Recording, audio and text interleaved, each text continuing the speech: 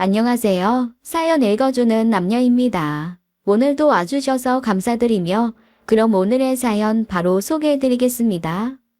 저는 74남매 중 33번째 자식입니다. 그래서 집에서는 저를 본명 대신 삼삼이라고 불러요.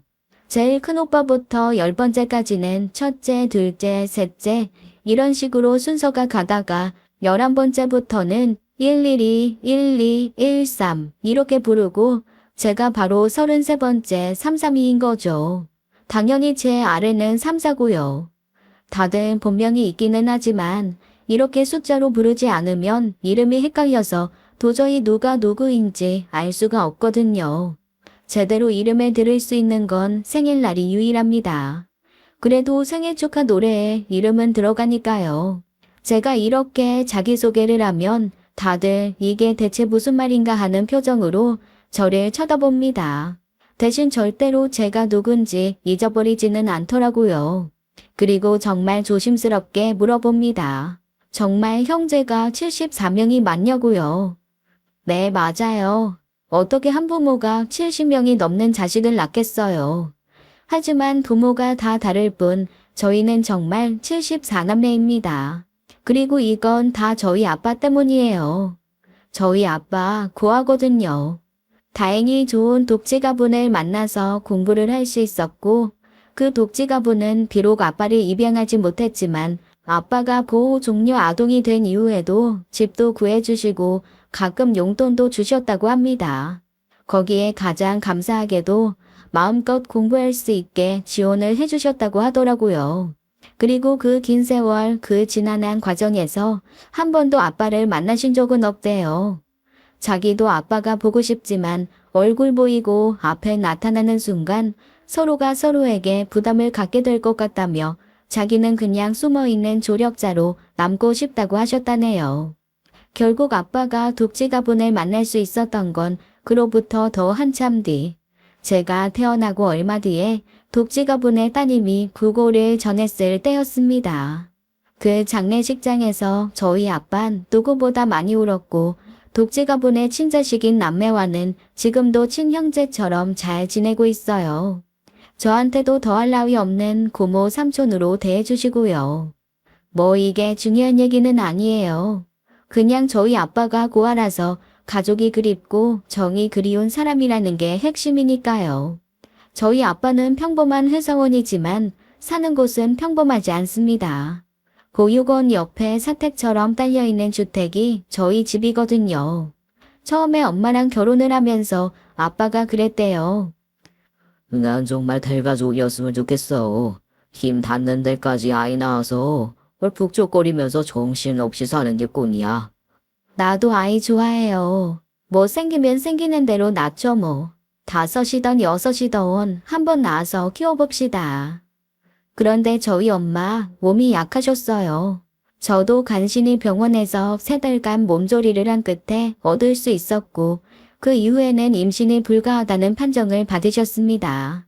엄마도 엄마지만 아빠의 실망은 이루 말할 수가 없었죠. 하지만 사랑하는 아내가 아이를 낳지 못한다는데 다른 데 가서 아이를 낳아올 순 없는 거잖아요. 결국 아빠의 선택은 보육원 옆으로 이사를 가는 거였습니다. 정말 놀라운 선택이죠. 아빠도 아빠지만 그런 아빠 말을 듣고 이사를 감행한 엄마가 저는 더 대단한 것 같습니다.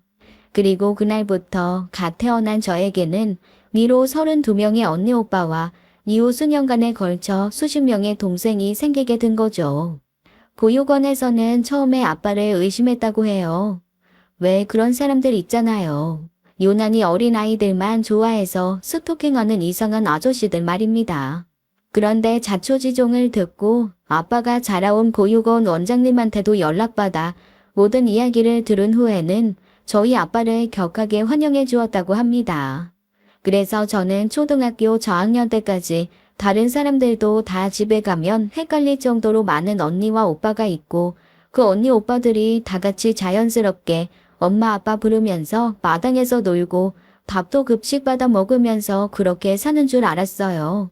제가 특수한 환경이라는 걸 알게 된 건 초등학교 4학년 때였나? 제가 물색 없이 친구들을 집으로 초대했다가 그 친구들이 어이없이 놀라는 모습을 본 다음부터였습니다. 그때 이후로 모두가 다 이렇게 사는 건 아니구나 하는 생각을 한 거죠.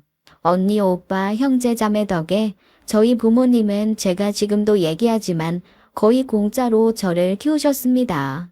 위로 언니, 오빠가 32명이나 있었으니 그 사람들이 저를 얼마나 물고 빨고 이뻐해 줬겠어요. 게다가 저희 엄마 아빠가 지금도 존경스러울 정도로 70명이 넘는 자식한테 똑같이 고루고루 사랑을 나눠주셨거든요. 지금도 명절이 되면 저희는 정신이 하나도 없습니다. 절대 집에서 모일 수가 없어요. 명절 때 되면 아빠는 늘 회사에서 워크숍 가는 큰 펜션을 하나 빌리십니다. 그러면 거기로 최소 100명에서 최대 200명까지 정말 많은 사람들이 모여요. 저희 엄마 아빠가 자식처럼 생각한 건 74명이지만 그 언니 오빠 동생들이 다 결혼을 해서 가족을 이루고 찾아오는 거라 거의 동네 하나가 움직이는 느낌입니다. 제가 오죽하면 1년에 2번 저는 무슨 수련회 참석하는 것 같다고 할 정도니까요. 이렇게 자식들이 각자 사회에 나가 가지치기를 하니 한 달이 건너 다 아는 사람이 되더라고요. 시골 가서 농사 짓는 사람, 어업을 하는 사람, 산업하는 사람은 물론이고 하다못해 인테리어서부터 소소하게는 동네 반찬가게까지 정말 곳곳의 산업의 모든 분야에 저희 남매들이 포진해 있습니다. 그 중에는 사업으로 엄청 큰 부자가 된 언니 오빠도 있고 지금이라도 자기한테 오면 세계 일주 시켜주겠다며 큰 소리 떵떵 치는 해외에서 성공한 동생들도 있습니다. 의사야 당연히 분야별로 있고요. 덕분에 저희 부모님의 노후는 수많은 자식들의 앞다툰 서포팅 때문에 하루하루 아주 행복하고 풍요롭습니다. 저는 원래부터 모든 집에 그렇게 철마다 각종 음식이며 과일 같은 제철 먹을거리가 쌓이는 줄 알았어요. 어느 정도 사회로 나가 돈을 버는 자식들이 생긴 후부터 엄마 아빠는 장을 본 적이 별로 없습니다. 떨어질만 하면 어디선가 고기와 야채, 과일이 배달되거든요. 요즘에 이게 맛있다더라 하는 소문을 듣고 오면 이미 집에는 쌓여 있고 너무 넘쳐서 이웃에게 나눠주기 바빴습니다. 그렇게 70명이 넘는 형제자매들이 앞다투어 엄마 아빠를 돌보니 오히려 친딸인 제가 항상 구박의 대상이에요. 저희 엄마 맨날 그러시거든요. 아니 왜 아무것도 해주는 거 없는 네가 우리 집에서 같이 살고 있는지 모르겠다. 그러게 말이야. 아이 쟤는 우리 아들 뭘 해주는 게 없어. 조금은 억울하기도 하지만 한편으론 너무나 든든하기도 합니다. 언니 오빠와 동생들은 부모님뿐 아니라 저한테도 든든한 대상이에요. 한 번은 잘할 때 이런 일이 있었습니다. 고등학교 때였나 그때 한창 학교에서 깡패 같은 선배들이 몰려다니면서 후배들을 괴롭히는 일이 있었거든요. 그런데 어쩌다가 제가 타겟이 됐었나 봐요. 어느 날 그 노는 언니가 자기 친구들과 함께 우르르 제 교실로 오더니 제 책상을 발로 툭 치면서 그러더라고요. 야, 너 끝나고 옥상으로 와? 어떡해, 너 언니한테 찍혔나 봐. 저 언니들 한 번 찍으면 끝까지 간다는데 어쩌냐? 주변에서 다들 자기 일처럼 걱정했지만 사실 저는 뭐 별 걱정이 없었습니다. 제 바로 위에 언니, 3일 언니에게 조용히 문자를 보냈죠. 언니, 혹시 3학년에 무슨 언니 알아? 그 언니가 끝나고 나 옥상으로 좀 오라는데. 제가 할 일은 거기서 끝이었습니다. 문자를 받은 3일 언니가 우르르 연락을 돌린 결과 저의 12번째 언니 친구가 이 선배의 엄마라는 게 밝혀졌거든요. 선배는 학교에서 공부하던 와중에 뜬금없이 집에서 온 엄마 호출로 집에 불려갔고 아주 혼쭐이 났다고 하네요. 다음날 잔뜩 기가 죽은 얼굴로 저한테 와서 사과를 한 다음부터 학교에서 아무도 저를 건드리는 사람이 없었습니다. 학교 선생님도 어느 날 오시더니 제 셋째 오빠인지 넷째 오빠 이름을 말하면서 저한테 왜 그 오빠 동생이라는 거 말 안 했냐고 하시더라고요. 걔랑 나랑 제일 친한 친구다. 내가 돈 없어서 밥 못 먹고 다닐 때 늙은 오빠한테 밥 많이 얻어먹었지. 그 이후로 저는 학교에서 미스테리한 아이로 통했습니다. 왜 쟤는 모르는 사람이 없냐? 대체 언니 오빠가 몇이길래 학교 선생님까지 인맥이 펼쳐져 있는 거냐며 모두 신기해 했습니다. 이후 저의 삶은 평생 너무 편했어요. 제가 조금만 힘들면 언니 오빠 동생들이 언제 어디선가 나타나 슈퍼맨처럼 저를 도와주곤 했거든요. 정말 큰 복인 거죠. 그렇게 70명의 넘는 자식들과 복닥복닥 살면서 꾸준히 회사를 다니시던 아빠는 퇴직 후에는 환경미화원을 시작하셨습니다. 워낙 노는 걸 싫어하시는 성격이기도 했지만 자식들 모였을 때 10,000원씩이라도 용돈 주고 싶은 마음에 일을 놓지 못하시는 거였죠. 아빠가 환경미화원으로 일하기 전 자식들에게 물어보는 과정도 정말 웃겼습니다. 그때가 추석이었나 또 200명이 넘게 회사 워크숍 하듯이 펜션에 모였을 때였어요. 거하게 저녁을 다들 먹고 앉아있는데 아빠가 갑자기 냄비 뚜껑을 쿵쿵 두드리며 자기가 투표를 하나 해야겠다고 하시더라고요. 일제히 사장님 말씀에 귀 기울이는 직원들처럼 2열 3열로 도열에 앉아서 아빠의 말에 귀를 기울였죠. 이번에 내가 퇴직을 한 거 다들 알고 있지. 아이 그래도 감사하게도 내가 돈을 버는 동안 너희들이 다 이렇게 잘 자라줘서 내가 너무 고맙다. 그런데 너희도 알다시피 내가 노는 걸 잘 못하잖냐. 평생 일하던 사람이 갑자기 놀면 늙는다고도 하고 아이 그래서 제2의 삶을 환경미화원으로 시작해보려고 하는데 여기 네 엄마도 그렇게 반대를 한다. 이제 좀 쉬면서 자기랑 여행이나 다니자고 말이야. 아이 그런데 뭐 여행도 매일 가나? 사람이 그래도 꾸준히 하는 일이 있어야지. 그러니 여기서 아예 가족 투표를 하자. 내가 투표 결과에는 아무 말 없이 따르마. 아버지 한마디에 정말 시끌시끌해지더라고요. 아니 그게 뭐라고 다들 그렇게 토론을 벌이는지 한동안 설왕설래 떠든 후에도 의견은 모아지지 않고 딱 절반으로 나뉘었습니다. 아빠가 그래도 일을 하셔야 건강하게 오래 살 수 있다라는 그룹과 정말로 이제는 엄마랑 좀 여행 좀 다니시면서 각 자식 집에서 일주일씩 머물며 그렇게 여행하듯 사셨으면 좋겠다는 그룹까지 그렇게 2시간의 열띤 토론 끝에 몇 표 차이 나지 않는 투표 결과로 저희 아빠는 환경미화원을 하실 수 있게 되었습니다. 그런데 확실히 저희 아빠는 일을 하시는 게 더 좋았던 모양이에요. 회사 다닐 때보다 훨씬 더 건강해지셨고 행복해 하시더라고요.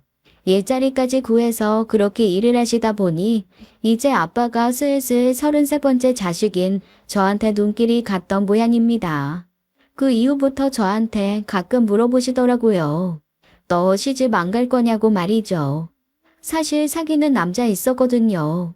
그런데 제가 남자를 사귄다는 얘기를 하는 순간 70명이 넘는 형제 자매들이 들고 일어나 어떤 놈이냐, 뭐 하는 놈이냐, 제대로 된 놈이냐, 우리가 만나야겠다. 난리가 날까봐 꼭꼭 숨긴 채 3년 반을 연애했습니다. 게다가 제 남자친구는 저희 집 사정 잘 모르거든요. 제가 그냥 외동딸인 줄 알아요. 그래서 아빠한테 자초지종을 말씀드렸죠. 처음에는 아빠가 좀 서운해 하시더라고요. 이게 부끄러운 일도 아니고 제가 형제 자매들을 자랑스럽게 생각하지 않는다는 게 아빠는 좀 속상하다고 말입니다. 그래서 제가 정색을 하고 그랬어요. 자랑스럽게 생각하지 않는 게 아니라고 말입니다. 아빠, 나는 내 형제 자매가 무엇보다 내 힘이고 나의 가장 큰 기댈 언덕인 걸 잘 알고 있어요. 하지만 아빠도 알다시피 이게 일반적이지 않은 건 맞잖아요. 시댁 쪽에서 괜히 알고 이런저런 말 도는 게 싫어서 숨긴 게 아니라 그냥 말을 안 한 것뿐이에요. 그랬더니 아빠가 어느 정도 수긍을 하시더라고요. 사람들의 의아한 시선은 저보다 아빠가 훨씬 더 많이 겪었던 일이실 테니까요. 그렇게 저는 조용히 연애를 이어나가다가 다음 설날 모두가 모였을 때 자초지종을 언니 오빠 동생들에게 브리핑을 했습니다. 그동안 4년 정도 만났던 남자가 있었고 올해 여름에 결혼을 하려고 한다. 그리고 모두들 결혼식에 참석해줬으면 좋겠는데 알다시피 인원수가 너무 많아 가족 사진은 함께 찍을 수 없을 것 같다. 하지만 단체 사진은 꼭 함께 찍어달라고 말입니다. 다들 자기 일처럼 반가워해줘서 오히려 처음에 아빠한테 얘기하면서 일반적이지 않은 상황이라 말을 안 했다고 했다는 그 사실 자체가 조금 미안해질 정도였습니다. 제 결혼식이 어땠냐고요? 난리도 아니었죠. 남편 쪽 손님보다 딱 3배 저희 손님이 많았습니다. 나중에 시부모님이 은근히 저한테 물어보셨다니깐요. 아니 너희 아버지는 환경미화원이라면서 손님이 왜 저렇게 많니? 사실 그때 시어머니의 한마디에 제가 많은 걸 짐작했어야 했습니다. 시어머니가 하셨던 말이 단순히 궁금해서가 아니었다는 걸 결혼 생활하면서 조금씩 알게 됐거든요. 저희 시부모님 한마디로 뻔뻔함에 그치이신 분들이었더라고요. 그 뻔뻔함을 감추기 위해 상견례 때까지는 정말 있는 교양 없는 교양 다 갖다가 포장을 했을 뿐 제가 살아보니까 정말 빈대기질과 뻔뻔함 그런 게 하늘 끝까지 가 있는 분이었습니다. 하지만 제가 더 가슴에 칠 일은 오랜 시간 연애를 하면서 조금 쪼잔한가 라는 생각을 가끔 하게 했던 남편이 전형적인 빈대 꼰대 사기꾼 기질을 잘 감춘 그런 사람이었다는 것을 뒤늦게 알게 되었다는 거죠. 결혼한 지 얼마 안 됐는데 물릴 수도 없고 그냥 아기는 없으니 잘 다듬어가며 살아보자라는 생각을 했던 게 불과 결혼한 지 1년이 안 돼서였습니다. 저희 시부모님이 얼마나 뻔뻔하시냐면요. 2분이 사시는 집을 저한테 엄청 뻐기면서 자랑하셨거든요. 200평쯤 되는 대지에 그림 같은 집이라나요? 그런데 정작 결혼하고 가서 보니까 그림 같은 집도 아니고 뭔가 횡댕그레한 땅 위에 조립식 주택 같은 거 하나 놓여 있더라고요. 마당도 오히려 공터에 가깝게 전혀 가꾼 흔적이 없고요. 제 표정을 읽었는지 어머니가 이제부터 저랑 하나씩 나무도 심고 가꿔야 한다고 말씀하시는데 기가 좀 막혔습니다. 그래도 크게 신경 안 쓰자 싶어 한 귀로 듣고 한 귀로 흘리긴 했지만요. 그렇게 몇 번 시댁에 들락거리다가 하루는 아무도 집에 없어서 혼자 동네 산책을 나갔습니다. 그런데 어르신 한 분이 길을 가다 우뚝 서서 저희 집을 위아래로 훑어보며 아유 흉물스러운 거 저거 얼른 없애버려야지 라고 하시는 거예요. 그래서 제가 너무 놀래서 아니 저희 어머님 아버님 집이 왜 흉물스러워요? 라고 물었죠. 그랬더니 그분이 깜짝 놀라면서 이 집 아들 결혼했냐고 물으시더라고요. 그래서 제가 결혼한 지 1년이나 됐고 시부모님 댁에 가끔 온다. 혹시 지금 하신 말씀이 무슨 말씀이시냐라고 했더니 그분이 잠시 망설이시다가 자세한 얘기 듣고 싶으면 마을회관으로 시부모님 몰래 한번 오라고 하시더라고요. 자기는 항상 마을회관에서 할머니들이랑 고스톱 치고 있으니까 와서 자기한테 얘기 듣고 나머지 할머니들한테도 이런저런 얘기를 듣고 가라는 거였죠. 뭔가 007 작전 같기도 하고 미심쩍은 부분도 있어서 기회를 노렸습니다. 다음 날 어머님 아버님이 외식하자고 하셔서 슬그머니 그랬죠. 어머님 아버님 오늘은 제가 쏘려고 했는데 제가 속이 너무 안 좋아서 집에 있을 테니까요. 아드님이랑 같이 셋이서 제 카드로 맛있는 거 드시고 데이트하고 오세요. 나름 제가 머리를 쓴 거죠. 당신 아들이 뭐 사준다고 하면 근처 분식집 가서 라면 한 그릇씩 드실 분이지만 아들이랑 나가는데 제 카드를 드린다고 하면 먼 곳에 가서 비싼 한우갈비 드시고 천천히 꽃놀이 하시고 후식까지 드신 후에 저녁도 먹고 늦게 들어오실 게 뻔했거든요. 아니나 다를까 어머님이 반색을 하며 제 손에서 카드를 뺏어 들고 가시더라고요.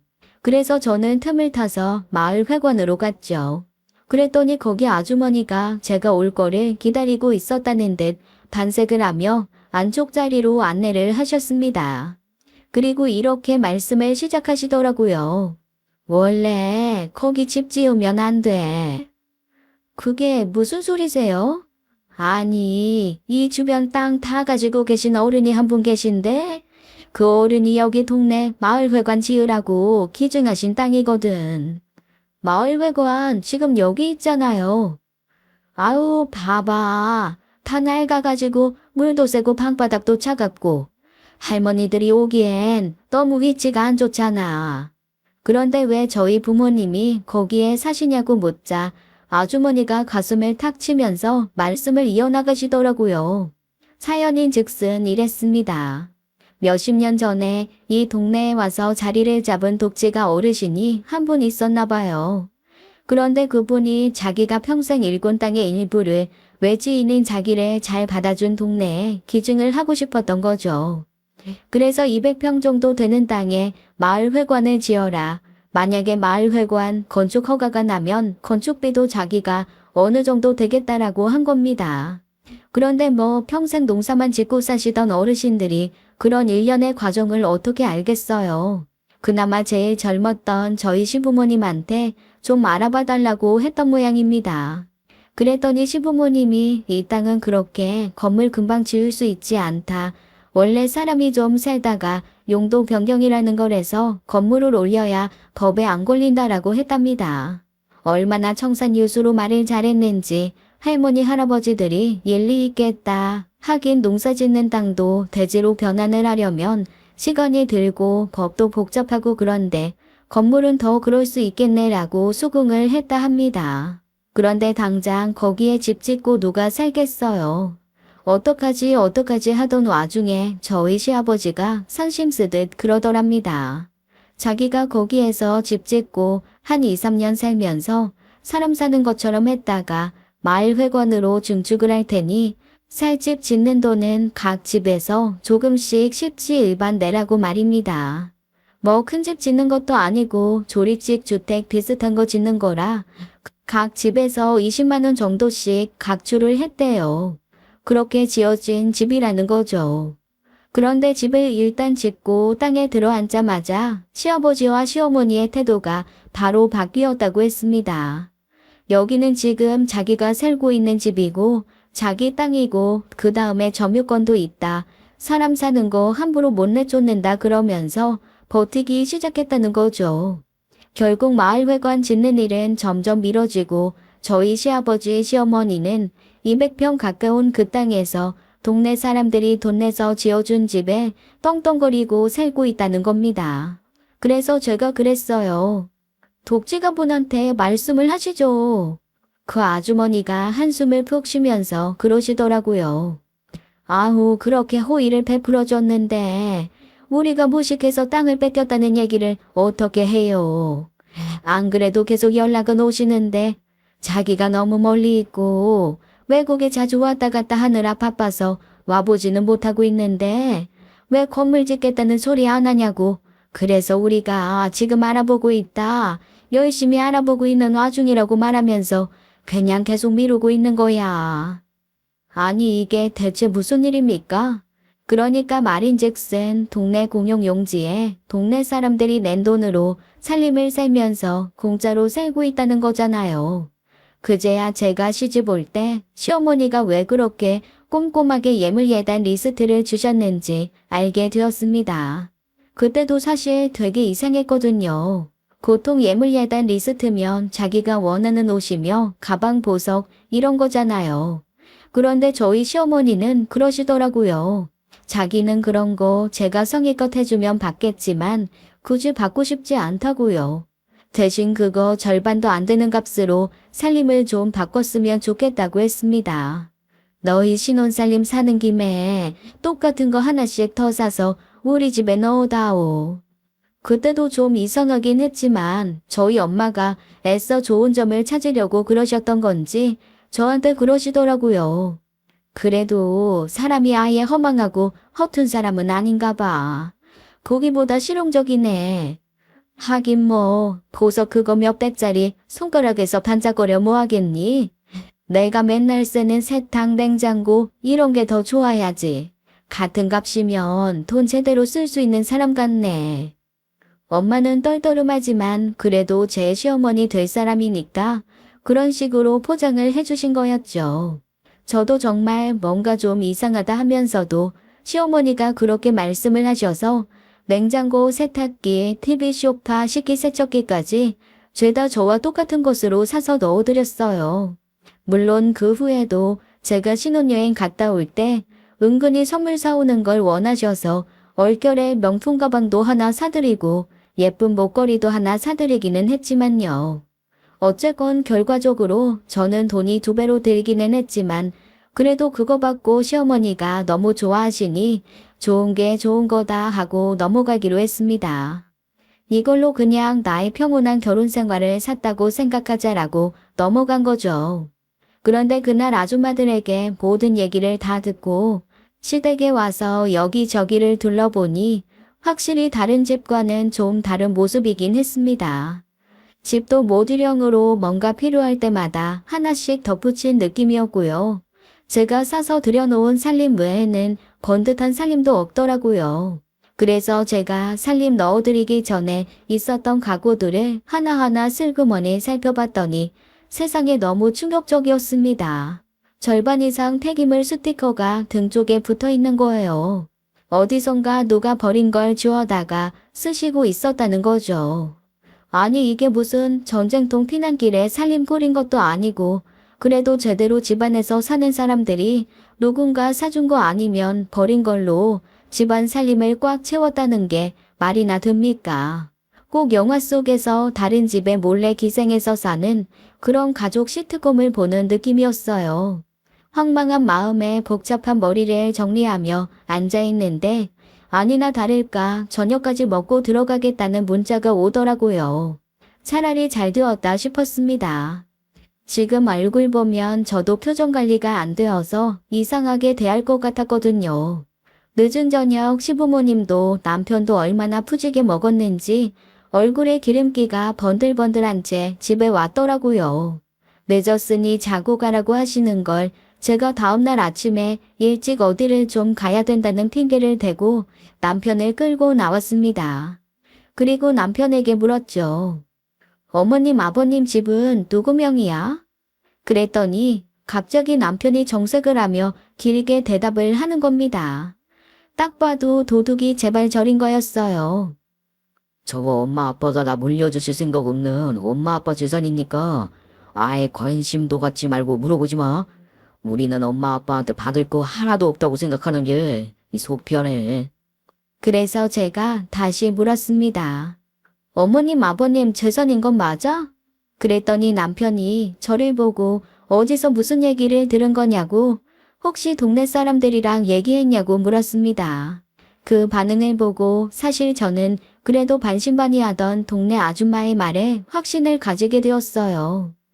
아니, 그냥 동네 사람들이 저거 자기 땅도 아닌데 왜 저기서 저러고 사는지 모르겠다고 하는 소리 들은 것 같아서. 그러자 남편이 피식 웃으면서 이러는 겁니다. 야, 우리나라 법이 얼마나 웃긴지 알아? 자기 땅이더라도 땅에서 오랜 시간 농사 안 지으면 그동안 땅을 빌려 농사 지을 사람이 땅 주인이 뭐 자기 땅이 아니어도 그 땅에서 오랜 시간 살면 사는 사람이 땅 주인이야.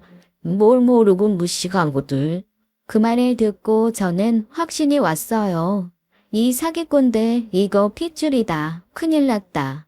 나 완전히 당한 것 같다라는 느낌이 말이죠.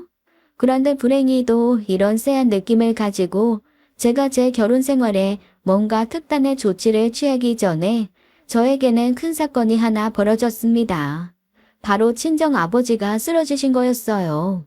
저희 친정아버지 그렇게 즐거워하면서 환경미화원 일을 하시더니 어느 날 새벽에 빗자루질 하다가 갑자기 푹 꼬꾸라지셨습니다. 뇌출혈이었어요. 그동안 조금 안 좋으신 부분이 있어서 약도 먹고 추적 관리도 하고 건강을 살피시긴 했지만 나름 연세가 있으셨고 아침 새벽 차가운 온도에 급격히 안 좋아지신 거였습니다. 그렇게 저희 아버지는 일주일간 병원에 계시다가 돌아가셨어요. 얼마나 울었는지 모릅니다. 저는 울다 쓰러지다를 반복했고 결국 모든 장례는 70명이 넘는 자식들이 우르르 몰려와 그 모든 조문객들을 받느라 요즘에는 드물기만 한 5일장을 치렀습니다.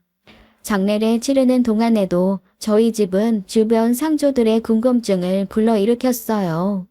다른데 문상 왔다가도 신기해서 한 번씩 쓱 보고 갔으니까요. 하긴 주변에서 다 궁금해 했을 수 있습니다. 상주 완장을 짜고 돌아다니는 사람이 40명이 넘으니 일단 장례식장에서 정말 완장이 그만큼 필요하냐고 묻고 또 물은 건 물론이고 다들 한 번씩 와서 힐끗거리더라고요. 저희 언니 오빠들 그리고 동생들은 5일 내 꼬박 상가를 지켰습니다.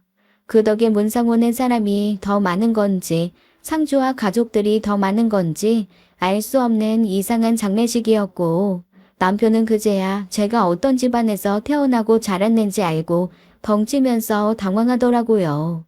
얼결에 장례는 다 치르고 집으로 돌아왔는데 아마 남편은 그때부터 계속 저한테 묻고 싶은 것이 많았던 모양입니다.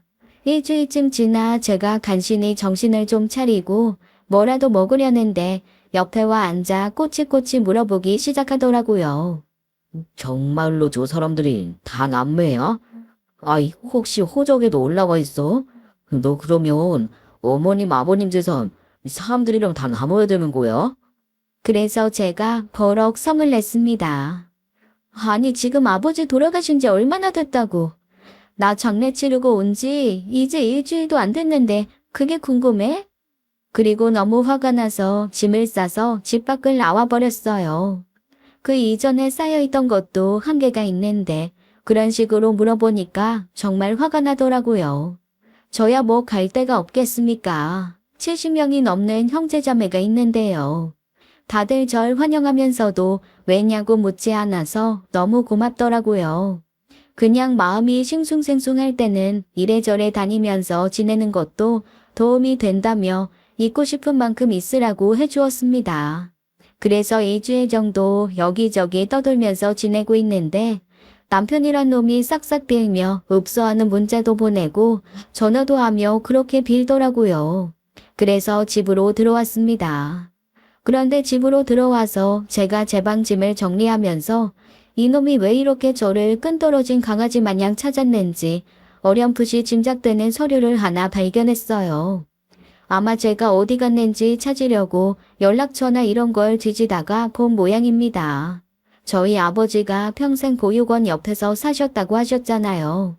저희 친정이 지금은 저 결혼 전에 이사한 아파트에서 살고 있지만 이전에 살던 고아원 옆에 주택이 꽤 큰 규모의 땅을 포함한 주택이거든요. 당시에는 거의 헐값에 아무도 찾지 않는 땅이어서 아파트에 방 한 칸 얻을 정도의 돈으로 살 수 있었지만 그게 사실 얼마 전에 재개발에 들어갔습니다.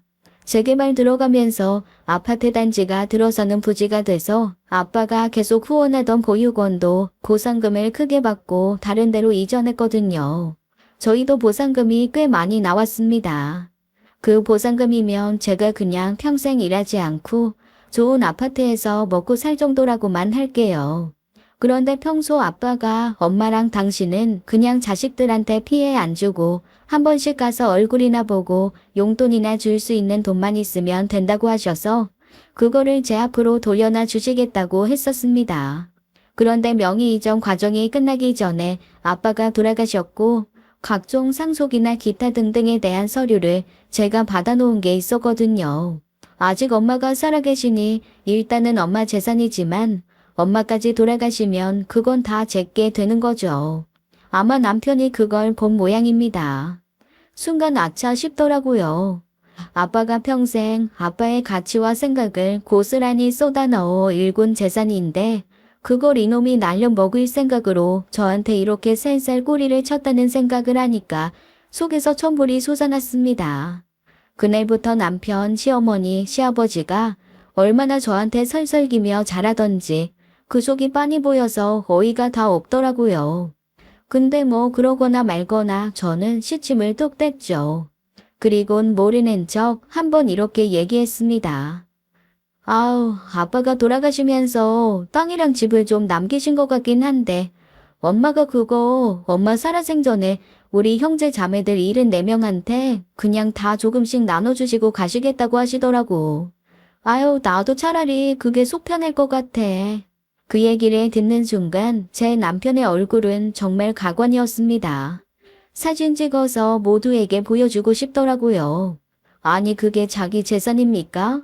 자기 재산 나눠준다는 것도 아닌데 어쩜 얼굴이 그렇게 불타는 고구마가 돼서 시뻘개진 채 씩씩거리는지. 장모님 대체 생각이 있으신 거냐 없으신 거냐부터 시작해서 키운 정이 아무리 깊다고 해도 직접 키우신 것도 아니고 그래도 본인 자식을 먼저 생각하셔야 하는 거 아니냐. 나 정말 당신이 너무 불쌍하다고 얘기를 하는 거예요. 그래서 제가 그랬습니다. 나 안 불쌍한데? 엄마 생각이 맞다고 생각하는데? 그게 무슨 소리야. 아, 너 친자식이잖아. 친자식을 당연히 먼저 생각하는 게 부호지. 엄마한테는 다 똑같은 자식이니까 그렇지. 나는 장모님 진짜 너무하신다고 봐. 이거는 너에 대한 모욕이야 모욕. 아이 너도 참으면 안 돼. 너무 빤하게 속이 보이는 소리를 하길래 속으로 비웃으며 중얼거렸습니다. 너를 못 참아주겠다 이 자식아. 아마 저랑 그런 얘기를 한 후에 남편은 그새 신부모님께 달려가서 이 모든 얘기를 한 모양이었습니다. 그 전날까지만 해도 입속에 혀처럼 살살거리며 간쓸게 다 빼줄 듯 해주던 시부모님 태도가 하루아침에 싸늘하게 변하더라고요. 참 사람들이 어찌나 이렇게 문풍지처럼 얇은지 작은 바람에도 파르르 떠는 꼬라지가 아주 웃기지도 않더라고요. 그러거나 말거나 너희는 파르르 떨어라 나는 고요하련다 하는 마음으로 하루하루 시간을 보내니 어느새 시간은 흘러 저희 아버지의 1주년 기일이 다가왔습니다. 그동안 이런저런 정신없는 일 때문에 잊고 살았는데 1주년 정도 되니까 아빠가 너무 보고 싶더라고요. 그래서 1주년 때 아빠 보러 가려고 며칠 전부터 차근차근 준비를 하기 시작했습니다. 아빠가 좋아하셨던 잡채 준비도 하고 육전도 부치고 특히 좋아하셨던 오이 소박이도 자박자박 담갔습니다. 아빠 계신 수목장 공원에 한번 가지고 가려고요. 그렇게 준비를 하고 있는데 제 전화기 불이 나더라고요. 네, 누구겠어요? 저희 형제 자매들이죠. 다들 일주기 때 우르르 수목장을 다 같이 가면 아무래도 수목장에서 놀랄 거다. 그러니 각자 앞뒤 2, 3일 동안 순번과 시간을 정해서 가자고 뭐 이런 얘기들을 하길래 제가 그랬습니다. 당일날은 그냥 나 혼자 가서 아빠 앞에서 좀 울고 싶다고 말이죠. 고맙게도 저희 형제 자매들 다들 이해해 주더라고요. 그러면서 언니 하나가 그러는 거예요. 고맙다. 사실 우리는 엄마 아빠가 진짜 엄마 아빠 같아서 이때까지 네 입장은 애써 생각 안 하고 우리가 하고 싶은 대로 자식 노릇했어. 그런데 그런 거 티 하나도 안 내주는 네가 너무 고맙고 사랑스러웠거든. 그러는 한편 이렇게 어른이 되고 또 내가 자식을 키워보니까 저 아이도 엄마 아빠의 유일한 자식이고 싶을 때가 있을 텐데 우리 때문에 그렇게도 못하고 참 미안하다라는 생각이 들더라고. 내가 다른 형제들한테는 일주일 뒤부터 차근차근 본인들 시간 될 때 가서 아버지 뵈라고 할 테니까 이번 기일에는 너 혼자 오붓하게 다녀와. 우리 아버지 너 같은 딸 있어서 정말 행복하셨을 거야. 사실 별 생각이 없었는데 언니의 얘기를 듣고 나니 눈물이 왈칵 솟더라고요. 그리고 너무 정신없고 황망하게 지난 1년을 보내면서 제 마음의 슬픈 마개를 막고 있었는데 그 마개가 터져버린 듯 주룩주룩 서러워졌습니다. 언니와의 전화를 붙들고 한참 울고 있었더니 언니가 한동안 전화로 토닥토닥 하다가 갑자기 뭘 하나 물어보고 싶다고 하더라고요. 언니가 눈치가 진짜 빠르거든요. 그런데 내가 지난 1년간 너한테 정말 물어보고 싶은 게 있었는데 이참에 물어봐도 돼? 언니 말해. 너 뭐 힘든 거 있니? 아니 그래도 결혼하고 나면 다 똑같은 건 아니지만 한 번씩 시댁욕도 하고 시어머니가 이랬다 시아버지가 이랬다 남편이 이랬다 얘기하는데 네가 친구들한테도 안 하는 것 같고 우리한테도 영 그런 얘기 안 해서 혹시 네가 말 못할 정도로 속상한데 그래서 진짜로 말을 못하고 있나 싶기도 하고 우리끼리 다 걱정하고 있었어. 마음을 들킨 것 같더라고요. 그래서 입 터진 김에 언니한테 줄줄이 다 얘기했습니다. 저희 시아버지 시어머니가 어떤 사람인지, 어떻게 살고 있는지, 그리고 얼마 전에 있었던 서류 사건까지 말이죠. 그 언니 성질이 불같거든요. 펄펄 뛰더라고요. 그러더니 저한테 갑자기 그러는 겁니다. 예, 들을 얘긴 다 들었고 그냥 너희 시댁 주소 좀 불러봐. 겁이 더럭 났어요. 언니가 당장 달려가서 시어머니 머리끄댕이라도 잡을까봐 혼자서 설레발부터 쳤죠. 아우 언니 가지마. 아니야. 내가 괜한 소리 했어. 그냥 혼자 이런저런 잡생각이 들어서 그래. 아니야. 내가 뭔가 듣고 보니 이상한 게 있어서 그래. 기억이 가물거리기는 하는데 여튼 사는 집 주소 좀 불러봐. 언니, 내가 지금 집 주소까지는 잘 모르겠고 동네랑 위치 정도는 아는데 그거라도 얘기해 줄까? 그거면 되지 뭐. 내가 지도에서 찾아도 되고. 얼른 말해봐. 제 설명을 꼼꼼히 듣던 언니가 일단 알겠다며 전화를 끊더라고요. 혼자 불안불안했죠. 하지만 불안한 것도 잠시, 저는 다음날 아빠의 수목묘를 찾아가기 위한 준비를 시작했습니다. 다음날 아침부터 혼자 주섬주섬 어제부터 준비한 음식을 싸고 있는데 남편이 그러는 거예요. 자기도 같이 갈 거고 이따가 신부모님도 오시기로 했다고요. 당황스러웠습니다. 그런 말은 미리 하지. 나는 엄마랑만 가는 줄 알고 음식도 2인분밖에 준비 안 했는데. 뭘 이러고 우리 밥 먹으러 가냐? 아이, 그리고 장모님은 거기 자주 가신다며. 오늘은 그냥 우리 엄마 아빠 모시고 가. 아이, 그래도 사돈어른 돌아가신 지 1년이라고. 야, 이렇게 수목장 묘지까지 찾아가주는 부모님이 어딨냐? 그렇게 뻐기는 남편을 보며 저는 속으로 생각했습니다. 하나도 반갑지 않은 호의 베풀면서 참 잘난 척하기는. 그래서 급하게 엄마한테 연락을 드렸죠. 그랬더니 엄마가 그러시더라고요. 안 그래도 어젯밤부터 감기 기운이 있어서 이걸 가야 되나 말아야 되나 하고 있는데 그냥 시부모님 모시고 다녀오라고요. 엄마는 내일이나 아니면 다음날 가면 된다고 말이죠. 그래서 저는 아빠의 일주기를 얼결에 시부모님과 함께 모시게 됐습니다. 시부모님이 굳이 일주기 때 같이 가려고 하는지 제가 왜 모르겠어요. 그 앞에서 괜히 아빠한테 말하는 척하면서 넓고 비싼 땅을 딸이 아닌 다른 사람한테 다 나눠준다고 하는데 꿈에서라도 나타나 마음 좀 돌려주십시오 하는 말 하려고 가는 거겠죠. 아니나 다를까 제 짐작은 한치도 어긋남이 없었습니다. 아빠 계신 나무 앞에서 시어머니가 대뜸 그러시더라고요. 아이고, 거기 그렇게 묻혀 계시면서 세상 일과 영 끊으시려는 건 알겠지만 끊는 순간 딸이 너무 불쌍해지지 않겠어요? 아직 살아있는 마누라 마음 좀 돌려서 우리 며느리가 앞으로의 삶을 풍족하게 살 수 있게 재산 좀 잘 넘겨주십사.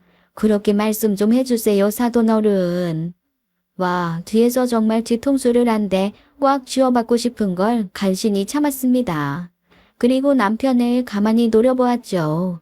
그랬더니 이놈이 슬그머니 다른 데를 보면서 딴청을 피우는 거예요. 그제야 알았습니다. 이거 다 이 자식이 꾸민 일이로구나. 자기가 아무리 얘기해도 제가 들은 척도 안 하고 무시하자 자기 엄마 아빠 동원해서 연기질을 한 겁니다. 아빠와 도란도란 대화를 나누려던 제 계획은 그렇게 산산조각이 나고 제 기분은 아주 엉망이었어요. 집에 가자마자 남편놈이랑 당장 갈라설 준비부터 해야겠다는 생각밖에 안 들더라고요.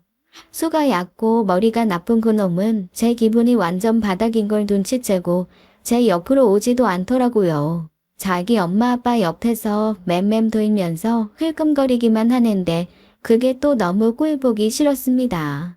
그런데 저희 아빠 모신 수목장이 잘 정돈된 그런 수목장이 아니라 약간 자연주의 그런 수목장이거든요. 옛날부터 아빠가 원하셨던 곳이었습니다. 나는 사람이 그립고, 아이, 사람이 좋은 그런 사람이니까 깨끗하게 정돈돼서 야, 아무도 못 오고 쓸쓸한 그런 수목장 싫다. 차라리 법이 허락하면 이 등산로 한가운데 묻히고 싶은 게 내 심정이야. 이런저런 사람 왔다 갔다 하면서 쉬고 먹고 놀고 그 사람들 떠들썩한 소리 이 듣는 그런 대로 해다오. 그렇게 해서 정말 70명이 넘는 자식들이 뒤지고 뒤져서 찾은 자연주의 수목장입니다. 그러니 당연히 멀끔한 수목장보단 좀 정리도 덜 돼 있고 일반 사람들이 봤을 땐 좀 지저분해 보이기도 하죠. 그런데 그 모습을 쭉 보던 저희 시아버지가 툭 그러는 겁니다. 아이고, 여기 참 무덤 꼬라지가. 평생 황룡미화 한다고 하더니만 자기 죽을 자리는 황룡미화 안 했냐? 이게 수목장이요 난지도요. 아마 자기도 모르게 본심이 튀어나온 거겠죠. 그 소리를 듣고 시어머니가 시아버지를 툭 치면서 저를 흘끔 보더라고요. 제가 못 들은 척 했더니 시아버지가 얼굴이 벌개지면서 시어머니에게 조그만 소리로 그러는 겁니다. 못 들었어. 그잖아. 에이, 이런 데는 왜 오자 그래가지고. 분노와 눈물이 차올랐지만 끝까지 못 들은 척을 했습니다. 하지만 속에서 끓어오른 화가 얼굴에는 나타나는 모양이에요. 제 얼굴이 붉게 달아오른 게 느껴지더라고요. 그렇게 잔뜩 기분만 상한 채 아버지 수목장 묘에서 나오는 게 남편이 그러는 겁니다. 엄마 아빠가 맛있는 거 해놨다고 자기 집에 가서 밥 먹고 가자고 말입니다. 입맛도 하나도 없었어요. 제가 아버지 위해서 애써 준비해온 것도 새 식구가 아구처럼 먹는 거 보고 정말 돈 아깝다, 시간 아깝다라는 생각만 했거든요. 그런데 거기서 또 안 가겠다고 하면 뒤에 무슨 말이 나올 줄 모르겠어서 그래, 미운 놈 떡 하나 더 주는 심정으로 가자 하고 따라 나섰습니다. 그런데 동네 어귀를 들어서자마자 뭔가 쿵쾅 소리가 들리는 거예요. 이게 뭐지 싶었는데 갑자기 시어머니 시아버지 얼굴이 파랗게 질리더라고요. 세상에 저희 신부모님 집이 철거되고 있었습니다. 이미 꽤 철거가 진행된 듯 집은 거의 다 형체가 사라졌고 잔해를 치우고 있더라고요. 그런데 와중에 또 기가 막힌 게 제가 혼수로 해갔던 새 가전들은 앞에 있는 트럭에 곱게 실려 있고 신부모님이 어디선가 주워온 것들은 다 쓰레기와 함께 쌓여 있더라고요. 시어머니와 시아버지가 비명을 지르며 가까이 다가갔습니다. 그러자 어떤 사람 하나가 쓱 앞으로 나서더라고요. 그 사람을 보고 시어머니 시아버지가 하얗게 얼굴이 질리며 뒤로 물러났습니다. 대체 누구기에 저러지 하고 고개를 쭉 빼서 신부모님 앞에 서 있는 사람을 봤어요. 그리고 저는 그 사람을 보고 너무나 깜짝 놀라고 말았습니다. 네, 저희 둘째 오빠였거든요. 저희 둘째 오빠는 제가 오빠라고는 부르지만 저희 아빠보다 몇 살 안 어립니다. 저희 아빠가 보육원 아이들을 돌보기 시작할 때 고 종료 아동으로 몇 년간 그곳에 모여 남아있던 6명 중 하나거든요. 그래서 저희 아빠보다 5살인가 6살밖에 안 어려요. 하지만 꼬박꼬박 아버지라고 부르면서 아빠를 모신 왕오빠입니다. 자수성가로 정말 큰 사업 일궈서 가족들한테도 많이 베풀고요. 저희 남매들 중에 가장 성공한 오빠 중에 하나입니다.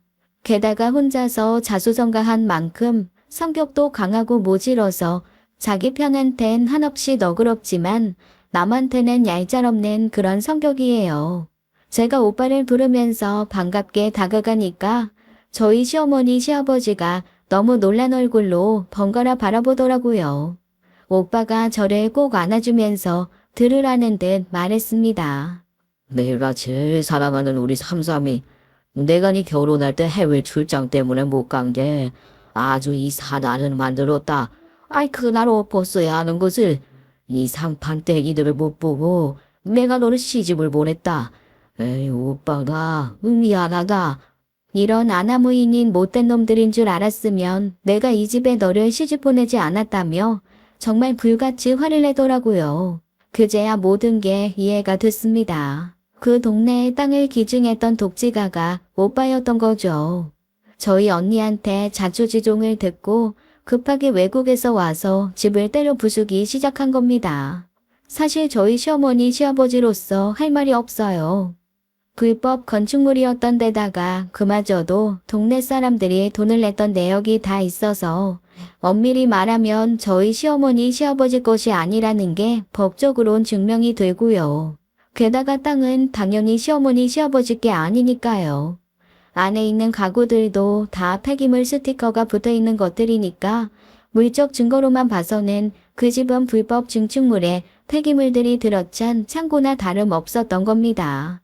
거기에 사람이 살았을 뿐 살라고 허가해 준 적도 없고 수도며 가스, 전기도 다 마을 공용요금에서 나갔으니 뭐라고 주장할 거리가 하나도 없는 거였어요. 저희 오빠가 언니와 함께 기가 막히게 제가 샀던 살림만 싹 빼냈더라고요. 오빠는 그 물건들 죄다 근처 보육원에 기증할 거라고 했습니다.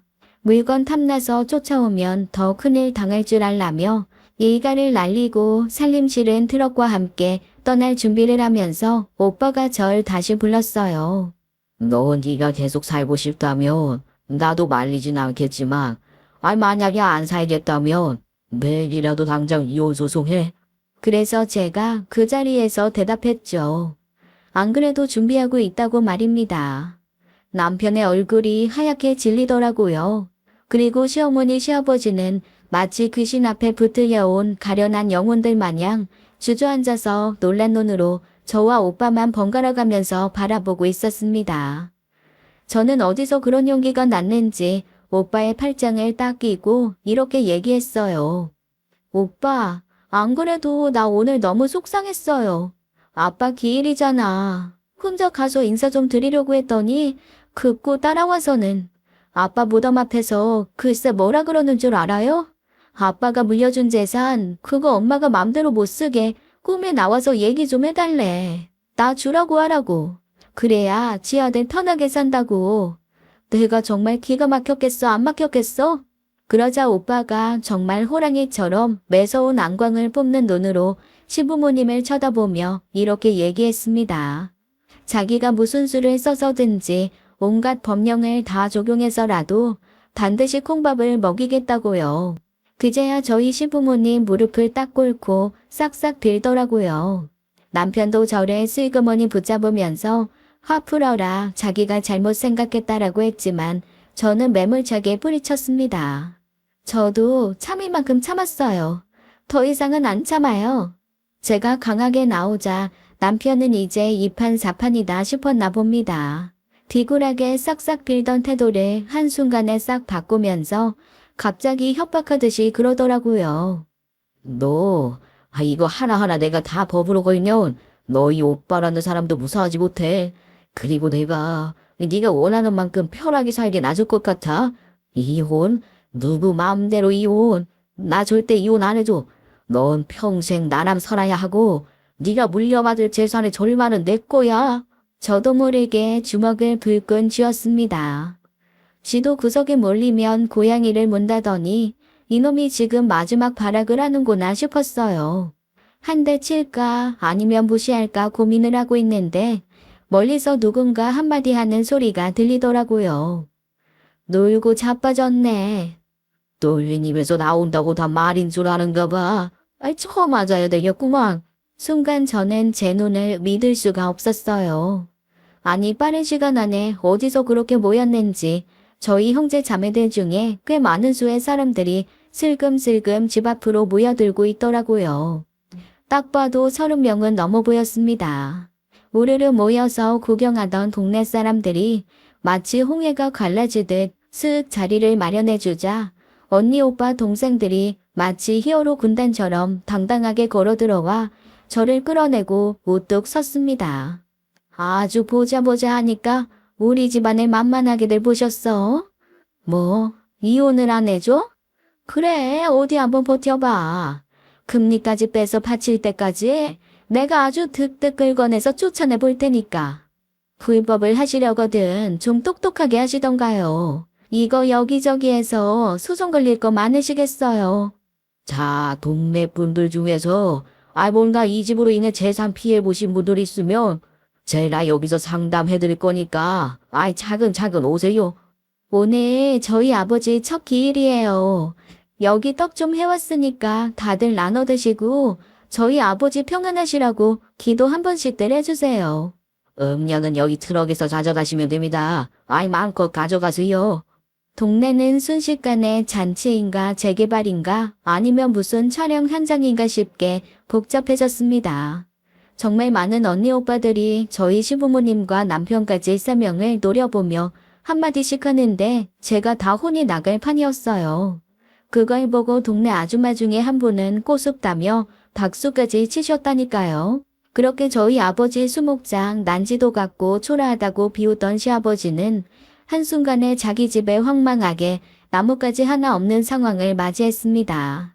폐기물 쓰레기가 싹 실려나가는 걸 보며 시아버지는 아무도 듣지 않는 한탄을 연불처럼 쏟아내시더라고요. 그런데 뭐 누가 듣나요? 다들 떡 먹고 수정과 마시면서 지금까지 이게 너무 억울했다, 이런 게 불편했다, 언니 오빠 붙들고 한탄하느라 바쁜데 말입니다. 당장 오늘부터 어떻게 자냐고 울부짖는 시어머니를 두고 저는 남편에게 이렇게 얘기했어요. 짐이라고 할 것도 없겠지만 여기 당분간은 텐트라도 치고 살아. 일주일 뒤엔 그것도 철거야. 그리고 네 짐은 싹 싸서 여기로 보내줄 테니까 그 안에 네 부모랑 어디 가서 살지 결정해. 정말 통쾌하더라고요. 그렇게 저는 언니의 오빠의 도움을 받아 나중에 무사히 이혼까지 마쳤습니다. 제가 뭐 할 것도 없더라고요. 오빠 중에 이혼 전문 변호사도 있고 언니 중에는 세무사도 있고 형부 중에는 부동산 하는 사람도 있어서 정말 손 놓고 있었습니다. 다른 형제들이 다 자기 일처럼 도와주니 진짜 할 게 없더라고요. 이후에 뭐 세 사람이 어떻게 어디선가 사는지는 저도 잘 몰라요. 알아서들 살겠죠. 이제는 신경 안 씁니다. 저는 든든한 70명이 넘는 형제자매가 있는 여자니까요. 지금까지 사연 읽어주는 남녀였습니다. 끝까지 함께 해주신 여러분 감사드리며 저희는 다음 사연으로 돌아올게요. 감사합니다.